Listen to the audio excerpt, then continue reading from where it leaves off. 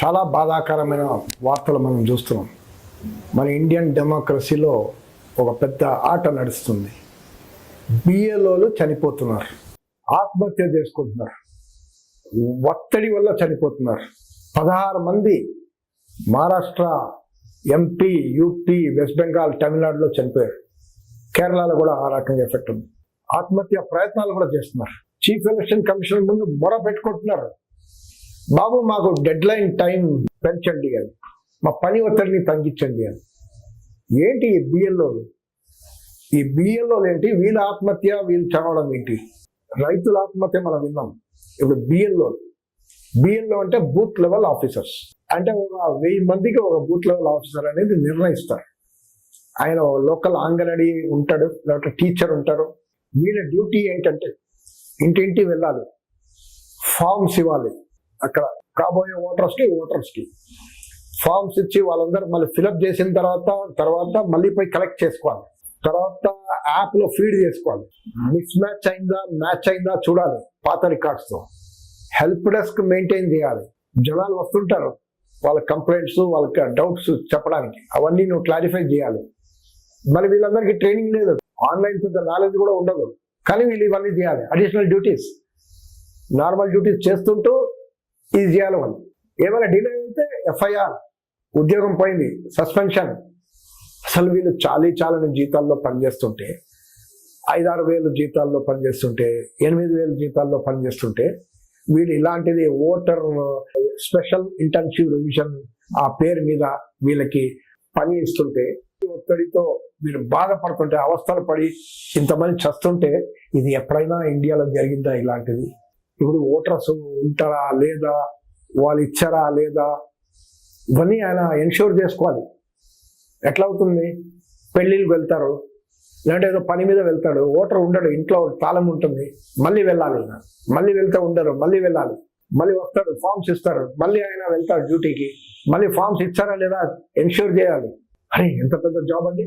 సిటిజన్స్కి ఎంత ప్రాబ్లమో పౌరులకి, వీళ్ళు కూడా అంతే పెద్ద సమస్య ఉంది. ఇప్పుడు వీళ్ళ డిమాండ్ ఏంటంటే, బిఎల్ఓస్ అసోసియేషన్ మాకు డెడ్ లైన్ టైం ఎక్స్టెండ్ చేయండి. మీరు 7th ఫిబ్రవరి లోపల అన్ని ప్రాసెస్ అయిపోవాలి, డ్రాఫ్ట్ అయిపోవాలి, ఫైనల్ అయిపోవాలి. ఇవన్నీ మీరు ఏదైతే ప్రాసెస్ పెట్టారో ఇది లేదు. ఇప్పుడు డ్రాఫ్ట్ రోల్స్ ఇప్పుడు 1 month లో పెట్టాలి, మళ్ళీ తర్వాత ఫైనల్ రోల్స్ పెట్టాలి, అపీలు, ఇవన్నీ ఉంటుంది ఈ ప్రాసెస్. మనం చూసాం బీహార్లో ఎంత గందరగోళాలు జరిగినాయి. 40 లక్షల మంది ఓట్లు గల్లంతు. నిజమైన ఓటర్స్ కూడా ఉండొచ్చు. వాళ్ళు తేల్చాలంటే 10 రోజులు అపీల్, 10 రోజుల్లో మీరు వచ్చి తేల్చాలి నేను నా ఓట్లు పోయిందని. మాజీ చీఫ్ ఎలక్షన్ కమిషనర్ చెప్తున్నారు, బాబు ఇది స్మూత్ ప్రాసెస్ గా చేయండి, అంతేగాని హడావిడి వద్దు. ఎక్కడ పోతున్నారు జనాలు? ఇక్కడే ఉంటున్నారు. ఈరోజు ఇంటూ ఎడిటోరియల్ 28th November మీరు చూడండి, చాలా క్లారిటీ ఉంటుంది. ఓటర్స్ డ్యూటీ ఏంటి? ఓటర్స్ కి ఎన్యూమరేషన్ ఫార్మ్స్ ఇస్తారు, ఆ ఎన్యూమరేషన్ ఫార్మ్స్ ఫిల్అప్ చేయాలి. 2002, 2005 లో ఏదైతే ఎలక్షన్ రోల్స్ ఉన్నాయో లిస్ట్, దాంతో మ్యాచ్ అవ్వాలి. మిస్ మ్యాచ్ అయితే ప్రాబ్లం. మరి ఓటర్ కాదు, మరి మిస్ మ్యాచ్ అయితే నేను డేట్ ఆఫ్ బర్త్ తప్పి చెప్పి ఉంటాను, ఏదో పేరు స్పెల్లింగ్ మిస్టేక్ అయి ఉంటాను, ఏదో చెప్పి ఉంటాను, అంటే ఇవన్నీ మిస్ మ్యాచ్ అవుతుంది. మిస్ మ్యాచ్ అయితే ఐఎమ్ నాట్ ఎ సిటిజనా, నేను ఈ ఇంట్లో 50 సంవత్సరాలు ఉన్నాను, కానీ నేను ఓటర్ కాదు, అదే డిక్లేర్ చేస్తున్నాను. ఈ స్పెషల్ ఇంటెన్సివ్ రివిజన్ పేరు మీద ఈ రకంగా ఓటర్స్కి నంబర్ ఆఫ్ ఫార్మ్స్ అని ఫిల్అప్ చేయాలి. ఎక్కడండి అవుతుంది? ఎంతమంది లిటరేట్స్కే కష్టం ఫార్మ్స్ ఫిల్అప్ చేయాలంటే. ఈ సేవలపై మనం చేసుకుంటాం, ఎంత నాలెడ్జ్ ఉన్నా కానీ. ఆర్డినరీ పీపుల్ వాళ్ళు ఫార్మ్స్ ఫిల్అప్ చేసి ఆ డీటెయిల్స్, సర్టిఫికేట్స్, డేట్ అన్ని పెట్టాలంట. బీహార్లో అయితే దారుణం కదని మనం చూసాం. అసలు ఆధార్ సర్టిఫికేట్ పెడితే సరిపోదంట, 11 డాక్యుమెంట్స్ ఇవ్వాలంట to prove that you are a voter, you are citizen. దాంట్లో మీ తల్లి తండ్రులు వాళ్ళ మ్యారేజ్ సర్టిఫికేట్ కూడా పెట్టాలంట, వాళ్ళు ఎక్కడ మ్యారేజ్ చేసుకున్నారు, ఎక్కడ వెళ్ళలేదు. అంటే ఎంత దారుణం అండి! ఈరోజు మ్యారేజ్ డేటే తెలియని వాళ్ళు చాలా మంది ఉంటారు, వాళ్ళు మ్యారేజ్ సర్టిఫికేట్లు కావాలంటే ఎట్లా అవుతుంది? ఇండియాలో ఎక్కడ ఉంది మ్యారేజ్ సర్టిఫికేట్లు? ఈ ప్రాసెస్ సుప్రీంకోర్టు వచ్చి లేదా ఆధార్తో చేయండి అని జోక్యం చేసుకొని చేస్తే కొంత ఊరట. కానీ ఇప్పుడు రెసిడెంట్ ఓటర్, ఇప్పుడు నార్మల్ రూల్, ఎలక్షన్ కమిషనర్ కానీ, సుప్రీంకోర్టు కానీ, మీరు కానీ, మేము కానీ ఆల్రెడీ ఏమనుకుంటాం, నార్మల్గా మేము ఇంట్లో ఉన్నామని బై డిఫాల్ట్ ఆయన ఓటర్, అంతే కదా. నేను ప్రూవ్ చేయాల్సిన అవసరం లేదు, ఆయన ఓటర్ అండి, నేను ఇన్నాళ్ళు ఇక్కడ ఉన్నాను, ఆయన ఓటర్. కానీ లేదు, ఇప్పుడు ప్రూవ్ చేయాలంటారు, ఓల్డ్ రికార్డ్స్తో మ్యాచ్ అవ్వాలంట. ఎంత రిస్క్ అండి! చాలా మంది ఓటర్స్ కూడా ఓట్లు పోయే అవకాశాలు ఉన్నాయి. ఇప్పుడు ఒక అమ్మాయి పెళ్ళై వచ్చింది, ఒక భార్య ఇంటికి 2005 తర్వాత ఆమె పేరు ఉండదు రికార్డ్స్లో. ఇప్పుడు నమోదు చేయాలి కదా, ఆ రికార్డ్స్లో మ్యాచ్ కావలేదు కాబట్టి మీరు తీసేస్తారా? మైగ్రెంట్స్ ఉంటారు, నేను కొద్ది రోజుల కోసం బయట వెళ్తున్నాను పని చేయడానికి, కానీ నేను ఇక్కడే నివాసిస్తుంది, కానీ బయట వెళ్తున్నాను పని చేయడానికి.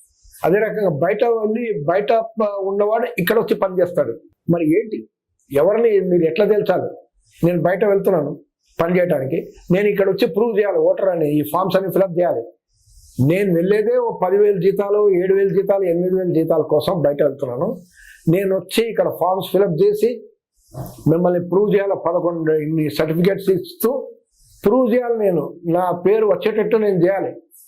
అంటే నాకు టీఏ ఇవ్వరు, డిఏ ఇవ్వరు, నాకు జీతాలు అక్కడ ఇవ్వరు, 4 రోజులు అక్కడ లేకపోతే నా ఉద్యోగం కూడా వెళ్ళిపోతుంది.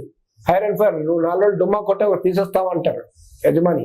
అంటే నా జాబ్ని కూడా రిస్క్ తీసుకుని వచ్చి నేను ఇక్కడ వచ్చి ఇలాంటి పని చేయాలి. That I'm Indian citizen prove చేయడానికి. అసలు ఇది సుప్రీంకోర్టు బాధ్యత అండి. ఇప్పుడు డెమోక్రసీ, నార్మల్ డెమోక్రసీ ఇండియాలో ఉంటుందా లేదా అనేది సిఈసి, సుప్రీంకోర్టు ఈరోజు తేల్చాల్సిన అవసరం ఉంది. ప్రజల మైండ్లో డౌట్లు ఉన్నాయి, ఇవన్నీ క్లియర్ చేయాల్సిన అవసరం ఉంది.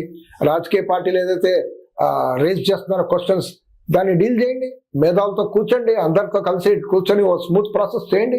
గవర్నమెంట్ ఏం చెప్తుందంటే ఫారినర్స్ చాలా మంది ఉన్నారంట మన ఇండియాలో, వాళ్ళు తొలగించాలని స్పెషల్ ఇంటెన్సివ్ రివిజన్ పెడుతున్నామని అన్నారు. అదే దాన్ని డీల్ చేయడానికి మీకు ఫారినర్స్ యాక్ట్ ఉంది, సిటిజన్షిప్ యాక్ట్ ఉంది, చాలా చట్టాలు ఉన్నాయి అవి తేల్చడానికి. కానీ మీరు ఇప్పుడు కోట్లాది మంది భారతీయ ప్రజల్ని, పౌరుల్ని ప్రూవ్ చేయమంటున్నారు. మీరు ప్రూవ్ చేయకపోతే అంటే నేను ఇంట్లో లేను, పెళ్లిళ్ళకి వెళ్ళాను, పండగలకు వెళ్ళాను, నేను ఊర్లో ఇంట్లో తాళం ఉంది, అరే ఎన్ని పరిస్థితులు చూడాలి. అందరు స్థిరంగా ఉంటారా అక్కడ? 100%. ఓ సిటీలో కానీ, ఓ టౌన్లో కానీ, ఓ మున్సిపాలిటీలో కానీ అందరు స్థిరంగా ఉంటారా? పోవడం రావడం, మైగ్రేషన్ ఉంటున్నాడు. పక్క ఊరికి వెళ్తాం మైగ్రేషన్కి, పక్క జిల్లాలకు వెళ్తాం, పక్క రాష్ట్రానికి వెళ్తాం పనిచేయడానికి, ఇంటర్వ్యూలకు వెళ్తాం. చాలా సమస్యలు ఉంటాయి, హెల్త్ ప్రాబ్లమ్స్ ఉంటాయి, హాస్పిటల్లోనే పడి ఉంటాం. హాస్పిటల్లో హెల్త్ ప్రాబ్లమ్ చూసుకుంటామా, ఇక్కడ ఓటర్ నెంబర్ చూసుకుంటామా? అంటే ఇన్ని సమస్యలు ఒడిదుడుకులు ఫేస్ చేయాలి భారతీయ ఓటర్లు and prove that I'm a Indian citizen. ఎంత దారుణం అండి. ఈ రకంగా ఇలాంటి పని చేయడానికి ఎంత బిఎల్ఓని వాడుతున్నారో, ఆ బిఎల్ఓలు మానసిక ఒత్తిడితో 5 సూసైడ్ చేసుకున్నారు. మిగతా వాళ్ళు ఒత్తిడితో, పని ఒత్తిడితో, హెల్త్ కారణాల వల్ల చనిపోవడం చూసాం. ఇది చాలా అత్యంత దారుణం, బాధాకరం. ఇప్పుడైనా సిఈసి దాన్ని సరిదిద్దాల్సిన అవసరం ఉంది. ఈ డెడ్ లైన్ ని ఎక్స్టెండ్ చేయాలి, స్మూత్ గా జరగని ప్రాసెస్. అర్జెంట్ ఇవాళ రేపు చేయాలంటే ఇవన్నీ కష్టం. ప్లస్ వాళ్ళకి ట్రైనింగ్ కూడా లేదు. ఆన్లైన్ మీ బ్రాడ్బ్యాండ్ మనకు తెలుసు, ఇంట్లో కూర్చొని సిస్టంలో బ్రాడ్బ్యాండ్ ఎంత పనిచేస్తుందండి, ఎంత సర్వర్ల ఆఫీసులలో, సెంట్రల్ గవర్నమెంట్, స్టేట్ గవర్నమెంట్ ఆఫీసులో కంప్యూటర్లే హ్యాంగ్ అవుతుంటాయి. అలాంటిది వీళ్ళకి మొబైల్ ఇస్తూ మొబైల్లో ఇవన్నీ చేయమంటే ఎక్కడ అవుతుందండి? సో ఈ ప్రాసెస్ని చాలా సిస్టమేటిక్గా చేయాలి. సుప్రీంకోర్టు, సిఈసి, పొలిటికల్ పార్టీలు, మేధావులు, సిటిజన్స్ వీళ్ళందరూ కూర్చొని ప్రాసెస్ని డిసైడ్ చేసి ఆ రకంగా ముందుకు పోవాలని కోరుతాం.